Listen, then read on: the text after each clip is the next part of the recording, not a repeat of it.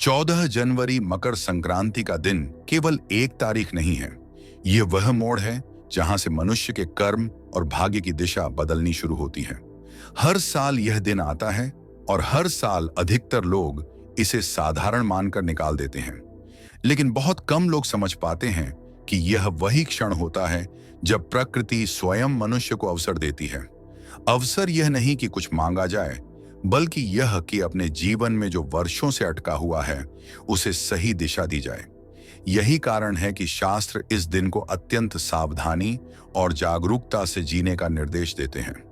परमहंस योगानंद जी कहते हैं कि जीवन में स्थायी धन, शांति और सुरक्षा बाहरी प्रयासों से नहीं, बल्कि उस चेतना से आती है जिसमें कर्म किया जाता है। जब सूर्य उत्तरायण होता है तब केवल दिशा नहीं बदलती, बल्कि ऊर्जा का प्रवाह भी ऊपर की ओर बढ़ता है। मकर संक्रांति उसी ऊर्जा परिवर्तन का प्रतीक है।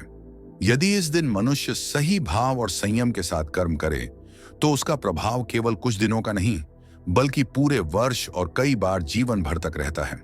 शास्त्रों में स्पष्ट कहा गया है कि मकर संक्रांति दिखावे का पर्व नहीं है। यह दिन शोर, प्रदर्शन और प्रचार के लिए नहीं, बल्कि मौन और आत्मिक अनुशासन के लिए होता है। यही कारण है कि इस दिन की गई छोटी सी लापरवाही पूरे साल की मेहनत को कमजोर कर सकती है। और इसके विपरीत इसी दिन किया गया एक छोटा लेकिन सही कर्म उस दरवाजे को खोल सकता है जो वर्षों से बंद पड़ा था। गौ माता को भारतीय परंपरा में केवल करुणा का प्रतीक नहीं माना गया, बल्कि उन्हें संतुलन और स्थिरता की शक्ति कहा गया है।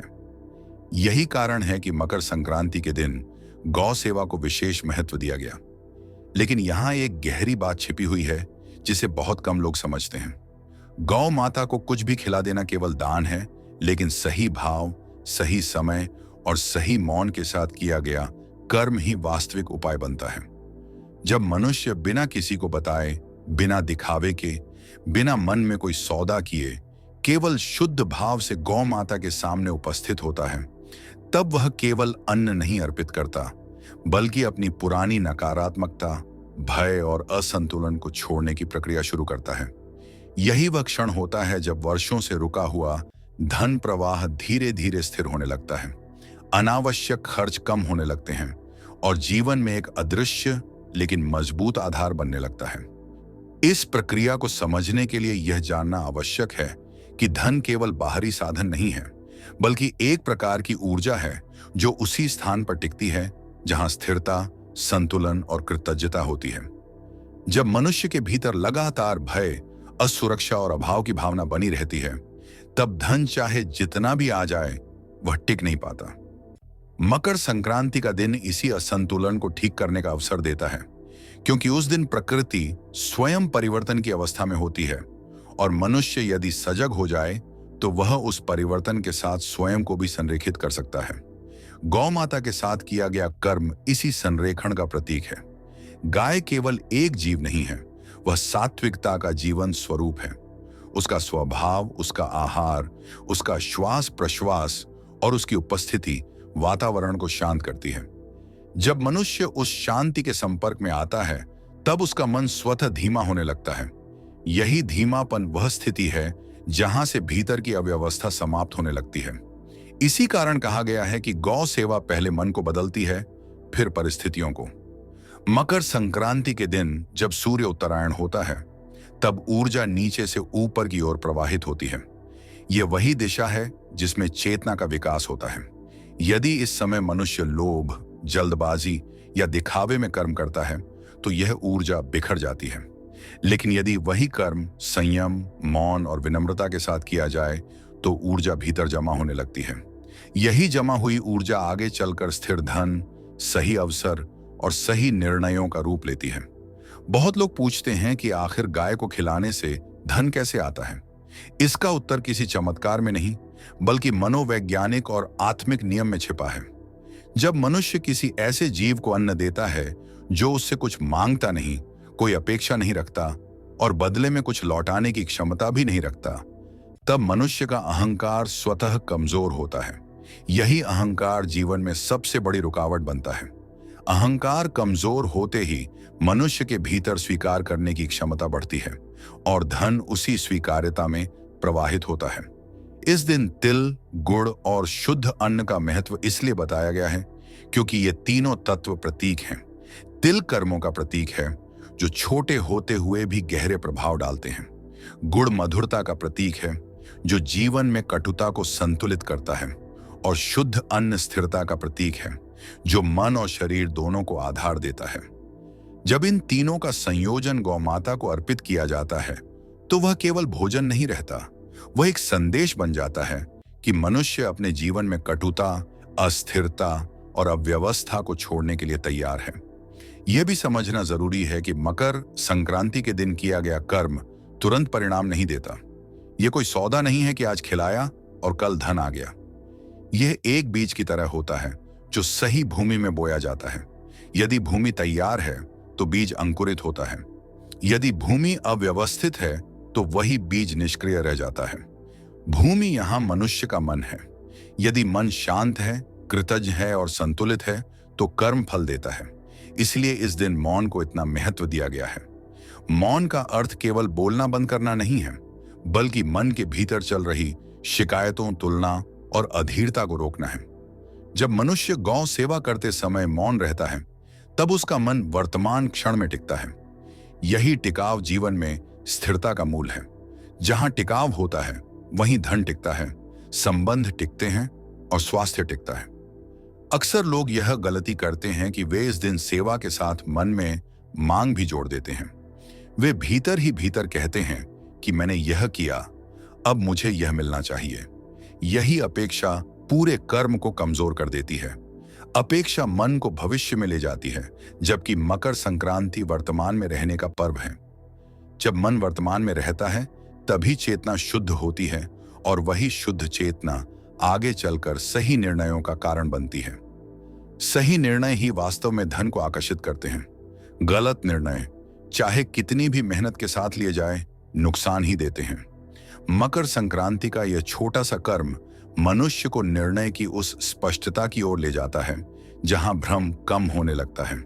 धीरे धीरे व्यक्ति वही काम करने लगता है जो उसके लिए सही होता है, वही लोगों से जुड़ता है जो उसके लिए उपयोगी होते हैं, और वही अवसर स्वीकार करता है जो उसे आगे बढ़ाते हैं। यह प्रक्रिया बाहर से दिखाई नहीं देती, इसलिए लोग इसे महत्व नहीं देते, लेकिन जो इसे समझ लेते हैं वे जीवन में एक अलग तरह की स्थिरता अनुभव करते हैं।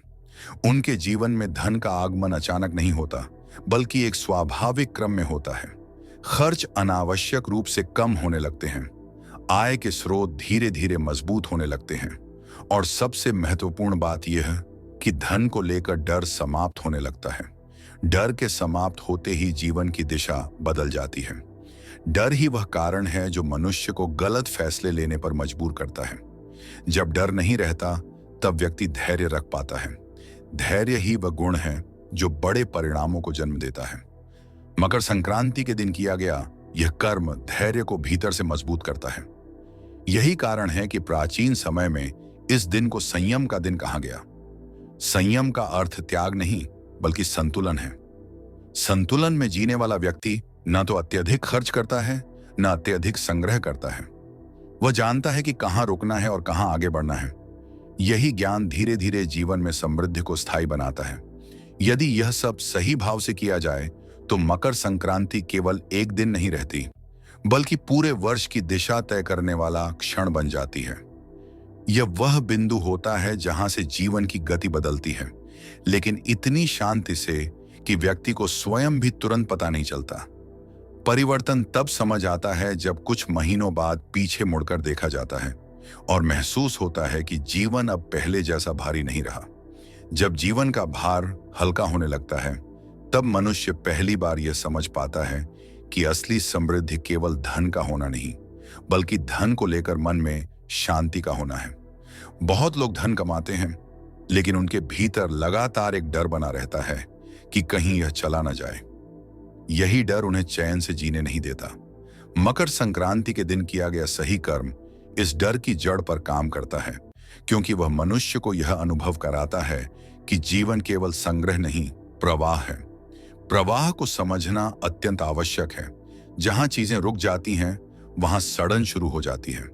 यही नियम धन पर भी लागू होता है, लेकिन प्रवाह का अर्थ लापरवाही नहीं होता। प्रवाह का अर्थ होता है संतुलित गति। गौ सेवा इस संतुलन का अभ्यास कराती है। जब मनुष्य देता है लेकिन खाली नहीं होता, जब वह त्याग करता है लेकिन असुरक्षित नहीं होता, तब वह जीवन के मूल नियम को समझने लगता है। यही समझ आगे चलकर उसके आर्थिक निर्णयों में झलकने लगती है। धीरे धीरे व्यक्ति अपने खर्चों को लेकर अधिक सजग हो जाता है। वह अनावश्यक चीजों में ऊर्जा और धन दोनों को नष्ट करना बंद कर देता है। यह बदलाव किसी बाहरी नियम से नहीं आता, बल्कि भीतर की स्पष्टता से आता है। और यही स्पष्टता मकर संक्रांति जैसे दिनों में किए गए संयमित कर्मों से जन्म लेती है। बाहर से देखने वाले को लगता है कि व्यक्ति अचानक समझदार हो गया है, जबकि वास्तव में उसका मन अब पहले से अधिक शांत हो चुका होता है। शांति का सीधा संबंध अवसरों को पहचानने की क्षमता से है। अशांत मन अवसरों को भी खतरे की तरह देखता है, जबकि शांत मन जोखिम और अवसर के बीच का अंतर पहचान लेता है। यही कारण है कि कुछ लोग सही समय पर सही निर्णय ले पाते हैं और बाकी लोग वही अवसर चूक जाते हैं। मकर संक्रांति का यह कर्म मनुष्य को उस आंतरिक शांति की ओर ले जाता है जहां निर्णय स्पष्ट होने लगते हैं। यह भी देखा गया है कि जो लोग इस दिन सेवा करते हैं, उनके जीवन में संबंधों की गुणवत्ता धीरे धीरे बदलने लगती है। गलत संगति अपने आप छूटने लगती है और सही लोग जीवन में प्रवेश करने लगते हैं। यह कोई संयोग नहीं होता। जब मनुष्य की चेतना स्थिर होती है, तो वह उन्हीं लोगों और परिस्थितियों को आकर्षित करता है जो उसकी ऊर्जा के अनुरूप होती हैं। सही संबंध ही आगे चलकर सही अवसरों का माध्यम बनते हैं। बहुत बार धन की कमी असल में संबंधों की अव्यवस्था का परिणाम होती है। गलत लोगों पर भरोसा, गलत जगह निवेश या गलत सलाह मान लेना, ये सब निर्णय उस समय लिए जाते हैं जब मन भ्रमित होता है। मकर संक्रांति के दिन किया गया संयमित कर्म उस भ्रम को धीरे धीरे कम करता है। व्यक्ति तुरंत नहीं बदलता, लेकिन वह गलतियों को दोहराना बंद कर देता है, और यही बंद होना सबसे बड़ा परिवर्तन होता है। यह भी समझना चाहिए कि इस दिन गौ सेवा करने का प्रभाव केवल व्यक्तिगत स्तर पर नहीं होता, बल्कि पारिवारिक वातावरण पर भी पड़ता है। घर में बिना कारण होने वाले तनाव, छोटे छोटे झगड़े और मानसिक भारीपन धीरे धीरे कम होने लगते हैं। जब वातावरण हल्का होता है, तब घर के हर सदस्य के निर्णय बेहतर होने लगते हैं, और जब पूरे परिवार के निर्णय बेहतर होते हैं, तब आर्थिक स्थिरता अपने आप मजबूत होने लगती है। यह प्रक्रिया बाहर से दिखावे जैसी नहीं होती, इसलिए लोग इसे नजरअंदाज कर देते हैं। लेकिन जो लोग धैर्य रखते हैं, वे कुछ महीनों बाद महसूस करते हैं कि अब चीजें पहले की तरह उलझ नहीं रही। समस्याएं आती हैं, लेकिन वे बोझ नहीं बनती। यही वह अवस्था है जहां मनुष्य संघर्ष करता है, लेकिन टूटता नहीं। मकर संक्रांति का यह छोटा सा कर्म मनुष्य को टूटने से बचाने की क्षमता देता है। जब व्यक्ति भीतर से मजबूत होता है, तब बाहरी उतार चढ़ाव उसे अस्थिर नहीं कर पाते। यही स्थिरता आगे चलकर बड़े लक्ष्यों को प्राप्त करने की नींव बनती है। बिना स्थिरता के कोई भी सफलता टिक नहीं पाती। यही कारण है कि प्राचीन परंपराओं में कहा गया कि इस दिन किया गया कर्म भविष्य के लिए बीज बोता है। बीज तुरंत फल नहीं देता, लेकिन जब वह फल देता है तो उसकी जड़ें गहरी होती हैं। गहरी जड़ों वाला वृक्ष ही आंधी में खड़ा रह पाता है, और जीवन में आने वाली कठिनाइयां भी किसी आंधी से कम नहीं होती। जब यह समझ भीतर उतर जाती है, तब व्यक्ति भाग्य को दोष देना बंद कर देता है। वह जान जाता है कि भाग्य कोई अलग शक्ति नहीं है, बल्कि चेतना की निरंतर अवस्था है। जैसे जैसे चेतना सुधरती है, वैसे वैसे भाग्य का अनुभव भी बदलने लगता है। मकर संक्रांति इस सुधार की शुरुआत का संकेत मात्र है। मैं यहीं से आगे भी इसी गहराई में ले जा सकता हूं। धन, कर्म, चेतना, परिवार, निर्णय और जीवन की दिशा सब आपस में कैसे जुड़े हैं, यह और स्पष्ट होता जाएगा। एक बात बहुत गहराई से समझने योग्य है। जीवन में जो कुछ भी स्थायी होता है, वह शोर से नहीं, मौन से जन्म लेता है। बीज भी धरती के भीतर अंधेरे और शांति में ही अंकुरित होता है। मकर संक्रांति के दिन किया गया यह कर्म भी ठीक वैसा ही है। यह बाहर दिखने के लिए नहीं है, यह भीतर जड़ पकड़ने के लिए है। जो लोग परिणाम को लेकर अधीर हो जाते हैं, वे अक्सर इस सत्य को समझ नहीं पाते। जब व्यक्ति यह अपेक्षा छोड़ देता है कि अब मुझे तुरंत क्या मिलेगा, उसी क्षण से प्रक्रिया सही दिशा में चलने लगती है। यही त्याग का असली अर्थ है। त्याग वस्तु का नहीं, नियंत्रण की लालसा का। जैसे ही यह लालसा छूटती है, जीवन अपने आप संतुलन में आने लगता है। धन का आना और टिकना दोनों उसी संतुलन के परिणाम होते हैं। बहुत से लोग पूछते हैं कि आखिर यह सब काम कैसे करता है। इसका उत्तर तर्क में नहीं, अनुभव में छिपा है। जब आप किसी निर्दोष प्राणी को बिना किसी दिखावे के, बिना किसी मांग के कुछ देते हैं, तब आप पहली बार जीवन के साथ संघर्ष नहीं करते, बल्कि सहयोग करते हैं। और जीवन हमेशा सहयोग का उत्तर सहयोग से ही देता है। यह नियम अटल है। जब मनुष्य इस दिशा को समझ लेता है, तब उसके भीतर एक अजीब सी स्थिरता जन्म लेती है। वह स्थिरता बाहर से आई हुई नहीं होती, बल्कि भीतर से उभरी हुई होती है। अब वह हर समस्या को अंत की तरह नहीं, बल्कि संकेत की तरह देखने लगता है। यही दृष्टि उसे भीड़ से अलग करती है, क्योंकि भीड़ हमेशा डर से निर्णय लेती है और जागरूक व्यक्ति समझ से। धीरे धीरे जीवन में एक और बदलाव दिखाई देता है। व्यक्ति को अपने कर्मों की जिम्मेदारी स्वीकार करने की आदत पड़ने लगती है। वह यह कहना बंद कर देता है कि मेरे साथ ही ऐसा क्यों होता है, और यह पूछना शुरू करता है कि मुझे इससे क्या सीखना है।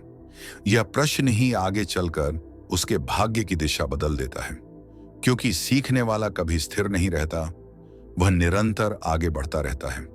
यहीं से कर्म और चेतना का वास्तविक संबंध शुरू होता है। जब चेतना साफ होती है, तो कर्म अपने आप सही होने लगते हैं। तब व्यक्ति को हर कदम पर सहारे की जरूरत नहीं पड़ती। वह दूसरों की राय सुनता है, लेकिन अंतिम निर्णय अपने विवेक से लेता है। यही विवेक उसे बार बार गलत फैसलों से बचाता है, जो पहले उसे नुकसान की ओर ले जाते थे। एक समय ऐसा भी आता है जब व्यक्ति पीछे मुड़कर देखता है और महसूस करता है कि जिन चीजों के लिए वह कभी व्याकुल रहता था, वे अब उतनी महत्वपूर्ण नहीं लगती। यह वैराग्य नहीं है, यह परिपक्वता है। इच्छाएं खत्म नहीं होती, लेकिन वे मनुष्य को नियंत्रित करना बंद कर देती हैं। और जिस दिन इच्छाएं नियंत्रण छोड़ देती हैं, उसी दिन मनुष्य स्वतंत्र होना शुरू करता है। यह स्वतंत्रता ही असली समृद्धि की नींव है, क्योंकि जो भीतर से स्वतंत्र होता है, वही बाहर से स्थिर हो पाता है। वह धन को साधन की तरह उपयोग करता है, लक्ष्य की तरह नहीं। इसी कारण उसके जीवन में धन आता भी है और टिकता भी है। न वह घमंड में डूबता है, न डर में जीता है। समय के साथ उसके आसपास के लोग भी यह बदलाव महसूस करने लगते हैं। कोई कहता है कि तुम पहले से शांत हो गए हो, कोई कहता है कि अब तुम्हारे निर्णय में गहराई आ गई है। लेकिन वह व्यक्ति जानता है कि यह बदलाव किसी एक दिन का नहीं है। यह एक सही दिशा में उठाए गए छोटे छोटे कदमों का परिणाम है। यही कारण है कि यह यात्रा कभी अचानक खत्म नहीं होती। ये चलती रहती है, हर दिन, हर निर्णय में। और जो व्यक्ति इस यात्रा को समझ लेता है, वह जीवन को बोझ की तरह नहीं, जिम्मेदारी की तरह जीता है। वहीं से उसकी कहानी साधारण नहीं रहती, बल्कि प्रेरणा बन जाती है। समय के साथ व्यक्ति यह देखता है कि उसके भीतर की शिकायतें कम हो गई हैं। वह दूसरों को दोष देना छोड़ देता है। वह परिस्थितियों से लड़ने के बजाय उनसे सीखने लगता है। यही सीख उसे उन रास्तों पर ले जाती है जहां पहले वह कभी चल ही नहीं पाया था। कई बार वही रास्ते आगे चलकर उसके जीवन की सबसे बड़ी उपलब्धि बन जाते हैं। यह भी याद रखिए कि आशीर्वाद हमेशा शब्दों में नहीं आता। कई बार आशीर्वाद एक गलत रास्ते से बच जाना होता है, एक नुकसान से पहले चेत जाना होता है, या किसी ऐसे निर्णय का टल जाना होता है जो आगे चलकर बहुत भारी पड़ सकता था। जब आप पीछे मुड़कर देखते हैं, तब समझ आता है कि जो नहीं मिला वही सबसे बड़ी कृपा थी। मकर संक्रांति के दिन किया गया यह कर्म आपको यही दृष्टि देता है, वह दृष्टि जिसमें आप केवल पाने पर नहीं, बचने पर भी कृतज्ञ होना सीखते हैं। और जो व्यक्ति कृतज्ञ होता है, उसकी झोली कभी सच में खाली नहीं रहती। भले ही उसमें धन हो या ना हो, उसमें संतोष और साहस जरूर होता है। यही संतोष और साहस आगे चलकर धन को आकर्षित करने का सबसे मजबूत आधार बनते हैं, क्योंकि धन उसी के पास टिकता है जो उसे संभालना जानता है, उसे डरता नहीं और उसके पीछे भागता नहीं। जब आप धन के पीछे